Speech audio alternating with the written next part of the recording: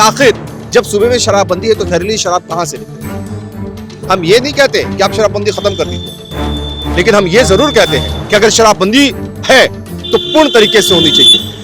ये नहीं कि जहरीली शराब पी के और लोग मर जाए। तो हम ये कहें कि प्रधानमंत्री जी की बातों को हम लोग सीरियस नहीं लेते हैं। वो भी, उनका भी उम्र हो गया, कुछ भी वक्ते रहते हैं। कभी कह देते हैं कि कबीर और गुरु नानक जी एक साथ बैठ के धर्म के ऊपर में चिंतन कर रहे थे। तेजस्वी जी हमारे भी भाई हैं, हम भी इस चीज को मानते हैं। तो बड़े भाई और छोटे भाई की बात है। राजनीति अलग जगह है और रिश्ते अलग जगह है। लेकिन बिहार एनडीए में इन दिनों सब कुछ ठीक नहीं चल रहा है। लगातार शराबबंदी को लेके आपस में ही तमाम जो घटक दल हैं वो बयानबाजी कर रहे हैं। जेडीयू और बीजेपी आमने सामने है। बिहार के मुख्यमंत्री नीतीश कुमार के गृह जिले में जहरीली शराब से 13 लोगों की मौत हो जाती है। उसके बाद बिहार की सियासत तेज हो जाती है। लगातार विपक्ष शराबबंदी कानून को लेके समीक्षा की बात कर रहा है। बात करेंगे हम के राष्ट्रीय प्रवक्ता दानिश रिजवान हमारे साथ है। दानिश जी, बिहार एनडीए में लगातार बयानबाजी चल रही है शराबबंदी कानून को लेके, कैसे देख रहे हैं? देखिए, इसीलिए हमने स्पष्ट तरीके से कहा है कि कोऑर्डिनेशन का अभाव दिख रहा है, तो एक कोऑर्डिनेशन कमेटी बनाई ली जानी चाहिए। कोऑर्डिनेशन कमेटी बन जाएगी तो बयानबाजी रुक जाएगी, क्योंकि कोऑर्डिनेशन में ही तय हो जाएगा कि उनको क्या बोलना है और किस तरीके से बोलना है। रही बात शराबबंदी की, शराबबंदी को लेकर जो हम लोग सवाल उठा रहे हैं, ये आम जनता के सवाल है, ये आपके सवाल है, ये हमारे सवाल है और आपके न्यूज चैनल्स को सब्सक्राइब किए हुए लोगों के सवाल है कि आखिर जब सूबे में शराबबंदी है तो जहरीली शराब कहां से निकल रही है। हम ये नहीं कहते कि आप शराबबंदी खत्म कर दीजिए, लेकिन हम ये जरूर कहते हैं कि अगर शराबबंदी है तो पूर्ण तरीके से होनी चाहिए। ये नहीं कि जहरीली शराब पी के और लोग मर जाए। कुछ लोग कह रहे हैं कि शराब पी रहे हैं तभी तो मर रहे हैं। भाई साहब, आप बेचवा रहे हैं तब तो पी रहे हैं। आप बेचवाना बंद कर दीजिए, लोग पीना छोड़ देंगे। तो आप एक तरफ कहते हैं कि शराबबंदी और दूसरी तरफ शराब भी बिक रही है।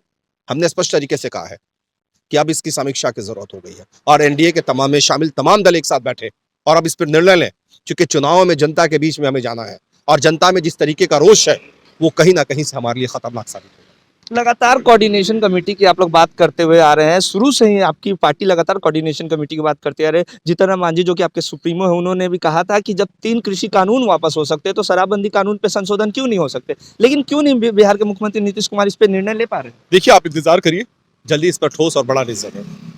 वक्त का इंतजार करिए। लेकिन बीजेपी के प्रदेश अध्यक्ष भी सवाल खड़े कर रहे हैं लगातार बिहार के मुख्यमंत्री। देखिए, हमने कहा ना, ये कोऑर्डिनेशन की वजह से हो रहा है। जब तक कोऑर्डिनेशन नहीं होगा, ठीक होगा, तब तक इस तरह की बातें चलती रहेंगी। इसलिए हमने पूर्ण तरीके से कहा है कि कोऑर्डिनेशन का कमेटी का जल्द गठन कर लीजिए, तब बयानबाजी रुकेगी। बिहार सरकार में मंत्री है नीरज कुमार बबलू, कल जीतन राम मांझी पे बयान दिया, कहा कि उनकी एज हो चुकी है, उम्र हो चुकी है और उनके बातों पे हम ध्यान नहीं देते, वो कुछ भी बोलते रहते। देखिए, अगर इस तरीके की बातें वो अगर कर रहे हैं तो हम ये कहें कि प्रधानमंत्री जी की बातों को हम लोग सीरियस नहीं लेते हैं। वो भी, उनका भी उम्र हो गया, कुछ भी वक्ते रहते हैं। कभी कह देते हैं कि कबीर और गुरु नानक जी एक साथ बैठ के धर्म के ऊपर में चिंतन कर रहे थे। तो देखिए, ये इस तरह की बयानबाजी से बचना चाहिए। अगर आप हमारे नेता पर करेंगे और हमने अगर बोलना शुरू कर दिया तो आग लग जाएगा। आप ही के दल के एक और हिस्सा है वीआईपी मुकेश सहनी, लगातार बगावती तेवर दिखा रहे हैं। यूपी में उन्होंने अपनी सीटों का ऐलान कर दिया। यहाँ भी कह रहे हैं कि हैसियत नहीं है कि मेरे बदौलत सरकार चलेगी, सरकार गिराने की बात करते हैं। कल राजद के प्रवक्ता भी उनसे रात में मुलाकात की, ये नजदीकियां बढ़ी और यहाँ तक उन्होंने कह दिया कि बीजेपी को दिक्कत है वो अलग हो जाए, मांझी जी और नीतीश कुमार के साथ हम सरकार बना लेंगे।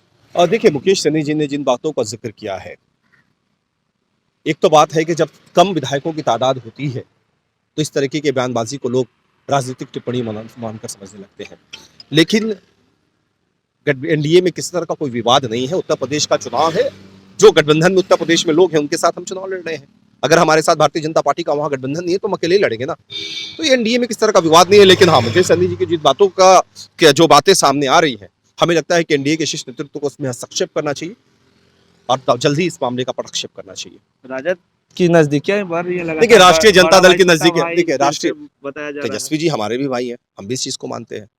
तो बड़े भाई और छोटे भाई की बात नहीं, राजनीति अलग जगह है और रिश्ते अलग जगह है। लेकिन उन्होंने ये कहा दानिश जी कि अगर लालू जी एक बार बोलेंगे, उनको बोलने की भी जरूरत है, हम उनके पास चले जाएंगे।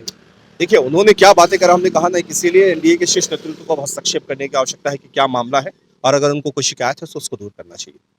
ये थे दानिश रिजवान, जिन्होंने हमारे तमाम सवालों के जवाब दिए। इससे जुड़ी तमाम खबरें लाइव बिहार देते रहेगा। अभी के लिए इतना ही, नमस्कार। लाइव बिहार यूट्यूब पर सब्सक्राइब और फेसबुक पर लाइक जरूर करें।